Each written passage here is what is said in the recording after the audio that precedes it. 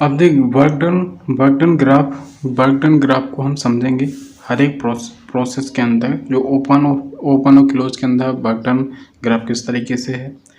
सबसे पहले है फ्लो प्रोसेस के अगर अंदर का देखा जाए तो हम जब पीवी डायग्राम बनाते हैं तो उसमें जो एरिया ऑफ वर्क डन जो बनता है, वर्क डन ग्राफ जो बनता है वो पीवी ग्राफ पे बनता है। बहुत ज़्यादा इंपॉर्टेंट ये है कि जिसमें सीधा क्वेश्चन बनता है कि फ्लो प्रोसेस में ओपन सिस्टम में जो वर्क डन का ग्राफ है वो कहाँ बनता है, वी एक्सिस पे बनता है, पी एक्सिस बनता है, या वाई एक्सिस पे बनता है, या एक्स एक्सिस पे बनता है। तो हमको याद करना है कि जो उसका जो ग्राफ बनता है वो पी कर्व पे बनता है। जो वर्क डन का ग्राफ होता है वो ओपन सिस्टम में वो वर्क डन एरिया का जो ग्राफ है वो पी एक्सिस पे बनता है, पी ग्राफ पे बनता है। और ओपन सिस्टम के लिए जो वर्क डन होता है वो माइनस के VDP होता है। माइनस के क्या होता है, VDP होता है। बहुत ज़्यादा इंपॉर्टेंट है, ये भी क्वेश्चन कभी कभी बनते हैं और बनते ही हैं क्वेश्चन, यही क्वेश्चन है। एनर्जी इक्वेशन अगर निकालना है हमें ओपन सिस्टम के लिए फ्लो प्रोसेस में, तो हम एंथैल्पी चेंज एंथैल्पी बराबर चेंज इन एनर्जी माइनस के चेंज इन वर्क डन का फॉर्मूला लगाते हैं एनर्जी इक्वेशन के थ्रू।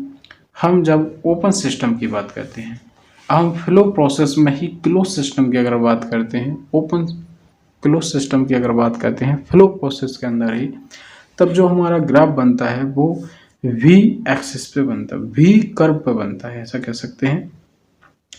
जितना बड़ा देखिए ये ग्राफ होगा हम मान सकते हैं कि उतना ज़्यादा क्या है वर्क डन ग्राफ है, उतना ज़्यादा क्या है वर्क डन है प्रोसेस के अंदर। तो जो चूँकि एक फ्लो प्रोसेस में क्लोज सिस्टम की बात हो रही है तो इसमें एनर्जी जो इक्वेशन होगी D U equal to del Q minus के डेल डब्लू, जो कि वर्क डन और एनर्जी हो इंटरनल एनर्जी। इंटरनल एनर्जी एक क्लोज सिस्टम की बात करता है, जो कि इंटरनल एनर्जी क्या है क्लोज सिस्टम के अंदर उसके लिए डिफाइन किया जाता है। तो ऐसा सीधा कर्व आएगा कि क्लोज सिस्टम का जो ग्राफ है वो किस कर्व पे बनता है, तो वी कर्व पे बनता है। ओपन सिस्टम का ग्राफ है वो कहाँ पे बनता है, तो ओपन सिस्टम का ग्राफ कहाँ पे बनता है, वो है पी कर्व पे बनता है। ये जरूरी है याद करना। फिर आगे हम देखते हैं non flow process. Non flow process जो कि हमने पहले भी हम उनके नाम देख चुके हैं, अब हम देखेंगे नॉन फ्लो प्रोसेस में हर प्रोसेस में कैसे कैसे work done, enthalpy, internal energy के फॉर्मूला कैसे निकाले जाते हैं। तो सबसे पहले आता है reversible non flow process. Reversible non flow process, यह क्लोज सिस्टम की बात हो रही है। क्लोज सिस्टम का वर्क डन आपको पता है PdV है, आपको क्या पता है PdV क्लोज सिस्टम का वर्क डन है, जो कि क्या बनता है V कर्व पे क्लोज सिस्टम में वर्क डन का ग्राफ बनता है। अब सबसे पहला आता है रिवर्सिबल नॉन फ्लो प्रोसेस के अंदर आइसोबारिक प्रोसेस, जो कि कांस्टेंट प्रेशर पर वर्क करती है। आइसोबारिक प्रोसेस कांस्टेंट प्रेशर पर वर्क करती है। इसका PVT जो रिलेशन है वो चाइल्ड्स लॉ के अकॉर्डिंग जो आइसोबारिक प्रोसेस है वो कांस्टेंट प्रेशर पर वर्क करती है। तो V1 अपॉन के T1 बराबर V2 अपॉन के T2 ये चाइल्ड्स लॉ पर डिपेंड करती है, आपको यह बात याद करनी। अब हम देखते हैं आगे। और अगर वर्क डन की अगर बात करते हैं तो वर्क डन में क्या है, वर्क डन W बराबर PdV होता है। 1 से 2 प्रोसेस के लिए बताया गया है। तो जो वर्क डन होता है, अगर चेंजिंग वॉल्यूम की अगर बात करते हैं इसमें W बराबर P और चेंजिंग वॉल्यूम V2 माइनस के V1 वर्क डन है। क्लोज सिस्टम की बात हो रही थी, इट इज वर्क एक क्लोज सिस्टम की बात है। Close system its work done is large than other all process. जो क्लोज सिस्टम के लिए जो ये आइसोबारिक प्रोसेस है, आइसोबारिक प्रोसेस के अंतर्गत जो वर्क है ये V2 माइनस के V1 ऑल प्रोसेस के लार्ज देन, सभी प्रोसेस से क्या है सबसे ज़्यादा है V2 minus V1। Internal energy direct होती है कि del U equal to mCV/dt। Internal energy जो कि वॉल्यूम की बात हो रही है तो यहाँ पे CV constant volume, del T change in temperature. तो इंटरनल एनर्जी यहाँ पे डायरेक्टली आपको del U equal to mCV/dt होती है इंटरनल एनर्जी। हीट सप्लाई को अपन डिफाइन करेंगे पूरी तरीके से, हीट सप्लाई क्या है, कैसे ये क्या है। अब सबसे पहले देखिए हीट सप्लाई, तो del Q equal to D U plus के डेल डब्ल्यू। डेल क्यू और डेल वर्क की क्यों ऐसे लिखे हैं तो मैं पहले डिस्कस कर चुका हूँ।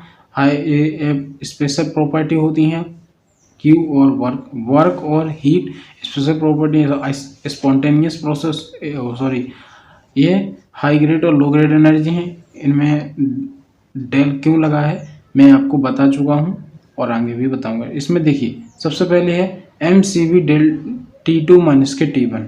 M C B T2 minus के T1 ये क्या है, इंटरनल एनर्जी है, जो कि मैंने अभी आपको बताया थोड़ी सी ऊपर कि इसको ये है M C B D T. तो internal energy M C B T2 minus T1।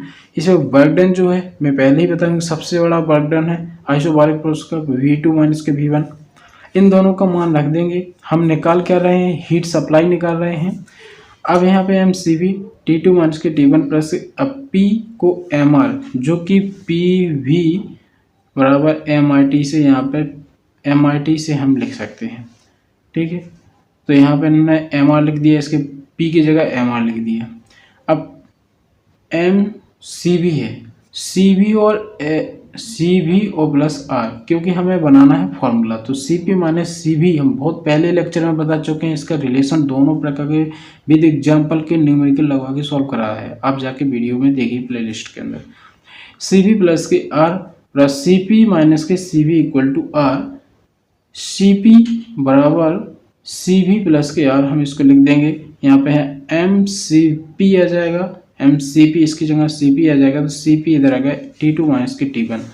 हम हीट सप्लाई निकाल रहे थे, हीट सप्लाई में हमने क्या किया कि del Q equal to MCP del T T2 minus के T1 को हम DT लिख दिया, इसको चेंजिंग टेम्परेचर, ठीक है।